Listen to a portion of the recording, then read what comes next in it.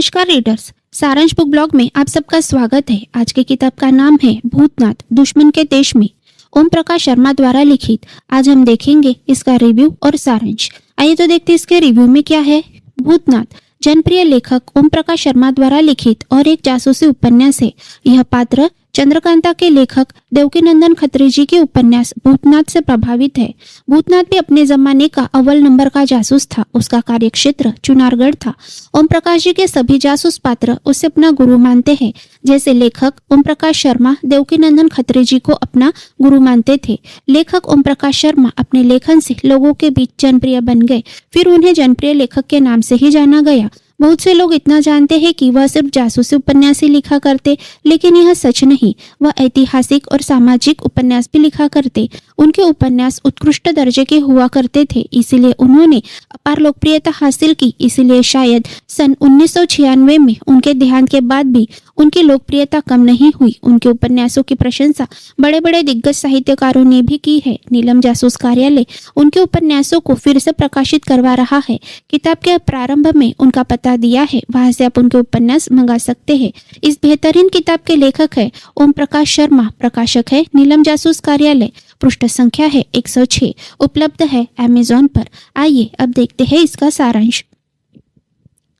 1965 के भारत पाक युद्ध के बाद विराम हुआ तो सारे जासूस अपनी अपनी जगह वापस लौट गए। राजेश, जयंत और जगत नई दिल्ली लौट आए।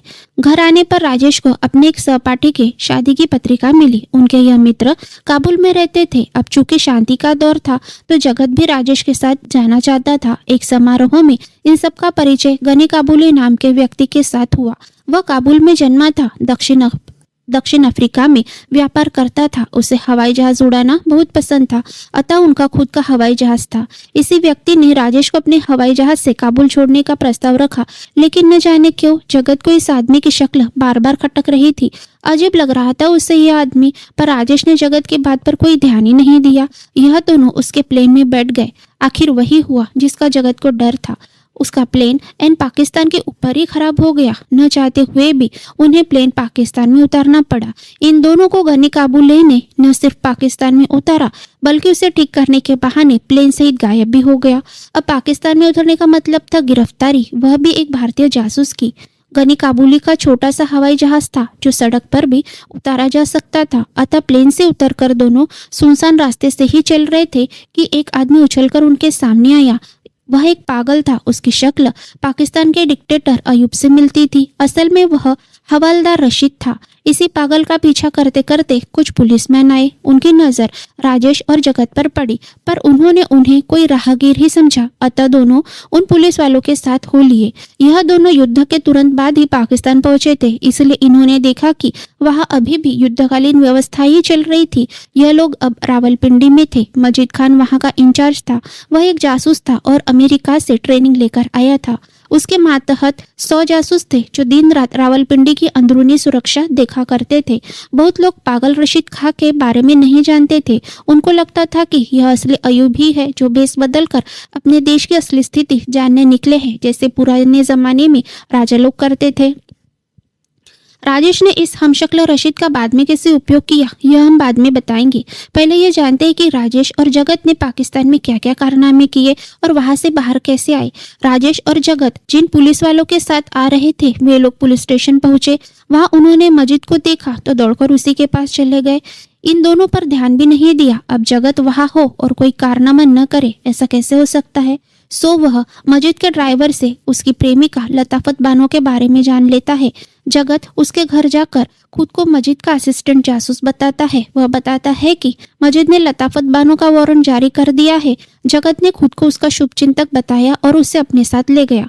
आगे जाकर राजेश को पागल के फिर से दर्शन होते हैं। उनको उस पर दया आती है। वह सोचते हैं कि कभी ना कभी ये लोग इस पागल को मार ही देंगे, इसीलिए राजेश उसे अपने साथ ले लेते हैं। इन दोनों को जिस ड्राइवर ने छोड़ा, राजेश उसकी शक्ल देखकर दंग रह गए, क्योंकि वह गनी काबुली था। राजेश और पागल रशीद ने जिस मकबरे की शरण ली, वहाँ एक अनोखा चोर था। अनोखा इसलिए क्योंकि उसके चोरी के किस्से बड़े मजेदार है। अब किताब में पढ़ लीजिएगा। यह चोर एक एक तिजोरी उठा लाया था। चोर और उसकी गैंग पागल रशीद को अयूब समझकर भाग गई। राजेश को उस अलमारी से कुछ सीक्रेट पेपर मिले जिसे पढ़कर उनका दिमाग बन्ना गया। वह मित्रता के आड़ में जारी किए गए ऑर्डर थे। इसने राजेश के गुस्से को और बढ़ा दिया।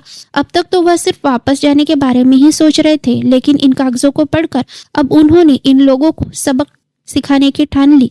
इसके लिए उन्होंने सदर अयूब के घर घुसकर प्रेसिडेंट का तैयारी सूट चुराया, उसे पागल को पहनाया, खुद उसके ड्राइवर की वर्दी पहन ली, पागल को पूरी तरह प्रेसिडेंट बना दिया, साथ में प्रेसिडेंट की गाड़ी भी चुरा ली। सुबह होते होते वह रावलपिंडी के देहातों में जाने लगे। वहां उनको बताने लगे कि सदर अयूब क्या चाहता है। इधर मजीद पागल को पकड़ने के लिए जाले बिछाता रहा, क्योंकि यह बात अब उसकी आन बान शान पर जो आ चुकी थी। राजेश और जगत ने जो किया उसका सारा ठिकरा मजीद के सर फोड़ा गया। इससे वह बहुत ज्यादा परेशानी में आ गया। गनी काबुली ही मजीद को फर्जी मैसेज दे जाता है। पाकिस्तान में अमेरिकी दूतावास में रॉबर्ट होम्स नाम का बुढ़ा खुसट जासूस रहता है। पूरी वारदातों पर नजर रखने के बाद वह इस नतीजे पर पहुंचता है कि यहाँ कोई अव्वल दर्जे का हिंदुस्तानी जासूस मौजूद है। अब राजेश और जगत को पकड़ने के लिए रॉबर्ट होम्स भी मैदान में उतरता है।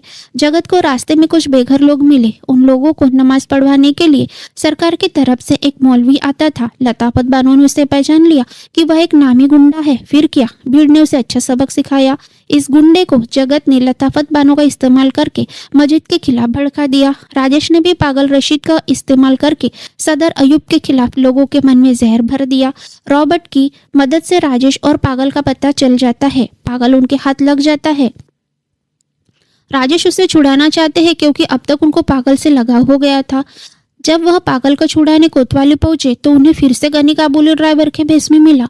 राजेश ने काबुली के पास के हथियारों से पागल को छुड़ा लिया। राजेश, गनी काबुली और पागल रशीद बिस्वे मिल पर पहुंचते हैं, जहां जगत और लताफत बानो उनका इंतजार कर रहे थे। गनी काबुली को देखकर जगत तो जैसे उछल ही पड़ा और हद तो तब हो गई जब गनी काबुली ने जगत की सच्चाई लताफत बानो को बताई।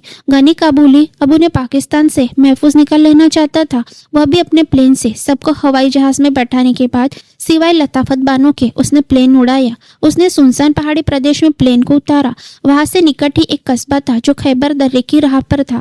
वहां एक सराय थी। गनी काबुली ने दूर से ही राजेश को वह सराय दिखाई और वहां जाने के लिए कहा।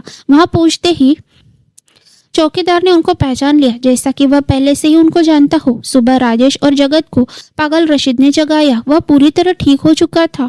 गनी काबुली रात को उसके सपने में गया और उसे आगे क्या करना है यह बताया। गनी काबुली सबके सपने में जा जाकर सबको कुछ न कुछ बता रहा था। बाद में राजेश को यह भी पता चला कि वह बेगम गुलनार ठहरी है, जो राजेश के मित्र की पत्नी है। इस मित्र के जनाजे में शामिल होने के लिए राजेश हिंदुस्तान से यहाँ आए हैं।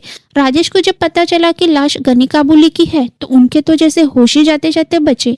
देश के अव्वल नंबर के जासूस राजेश के सामने अब यह पहली थी कि अगर गनी काबुली 5 दिन पहले मरा तो दिल्ली से पाकिस्तान तक उनके साथ कौन था। दुश्मन के देश में उन्होंने अनूठा रहस्य देखा था।